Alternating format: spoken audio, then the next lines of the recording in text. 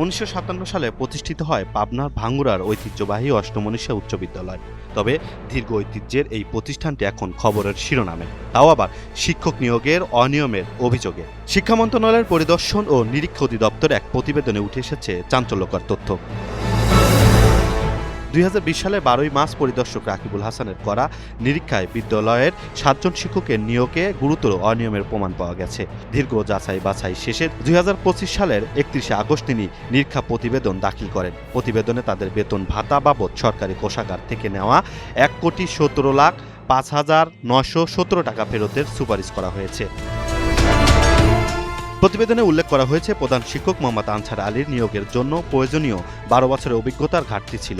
সহকারী প্রধান শিক্ষক মোহাম্মদ আইনুল হক যোগদানের সময় পূর্ববর্তী প্রতিষ্ঠানের ছাড়পত্র দেননি। এছাড়া সহকারী শিক্ষক স্বপ্না রানী পাল এবং রোকসানা খাতুনের নিয়োগের ক্ষেত্রে প্রয়োজনীয় শিক্ষাগত যোগ্যতা ও কৃষি ডিপ্লোমা সনদের অভাব ছিল। একই সঙ্গে সমাজবিজ্ঞান বিভাগের শিক্ষক মোহাম্মদ রিজাউল করিমের যোগ্যতা নীতিমালা অনুযায়ী নয় এবং বিএড স্কেল পাওয়ার যোগ্যতাহীন বলে উল্লেখ করা হয়েছে।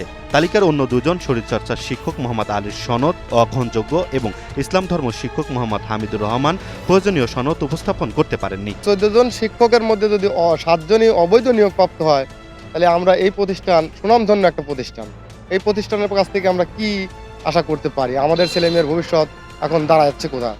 অষ্টমনীষা উচ্চ বিদ্যালয়ের সম্পর্কে যেটা আমরা শুনতে পাচ্ছি যে 14 জন শিক্ষকের মধ্যেই 7 জন শিক্ষকের নিয়োগ অবৈধ।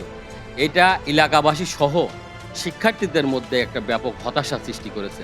আমার মনে হয় এটা নিয়ে শিক্ষার্থীদের লেখাপড়ার দিক থেকে ওরা ক্ষণিকের পিছিয়ে আছে।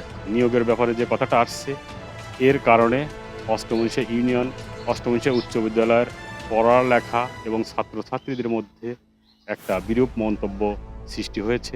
অভিযোগের বিষয়ে অভিযুক্ত শিক্ষকদের দাবি, নিয়োগের সময় নিয়ম মেনেই সব কাগজপত্র জমা দেওয়া হয়েছিল এবং নিরীক্ষা প্রতিবেদনের জবাবও যথাযথভাবে সংশ্লিষ্ট দপ্তরে পাঠানো হয়েছে। এখন চূড়ান্ত সিদ্ধান্তের অপেক্ষায় তারা। আমরা গত এপ্রিল মাসের 15 তারিখে আমাদের কাগজপত্র এবং প্রমাণক সহ মাননীয় নিরীক্ষা অধিদপ্তরে জমা প্রদান করেছি।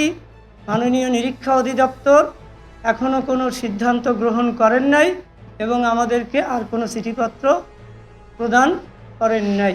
এখানে বলা হয়েছে যে আমার নিয়োগকালে আমার কাম্য যোগ্যতা ছিল না। আসলে এটা সম্পূর্ণ ভুল।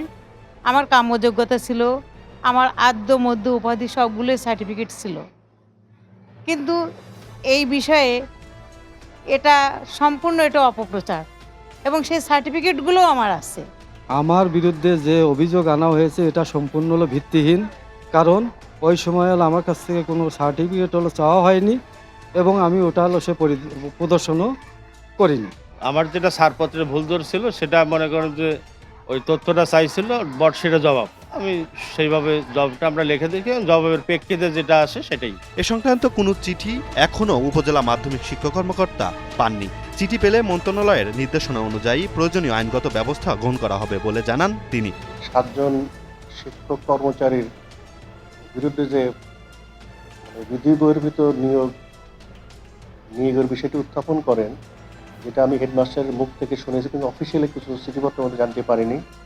তো ওনাকে জিজ্ঞেস করে উনি বলেন যে আমরা এই বিষয়ে ঢাকায় গিয়ে তার জবাব দিয়ে এসেছি আর কি। জবাবের পরবর্তী কী পদক্ষেপ কর্তৃপক্ষ নিয়েছে এ বিষয়ে আমি কোনো অবহিত নই। অবহিত হলে অবশ্যই এর বিষয়ে প্রয়োজনীয় ব্যবস্থা নেব। 7 দশকের পুরনো একটি শিক্ষা প্রতিষ্ঠানে শিক্ষক নিয়োগ নিয়ে এমন গুরুতর অভিযোগ এলাকাবাসীর মধ্যে সৃষ্টি করেছে তীব্র প্রতিক্রিয়া।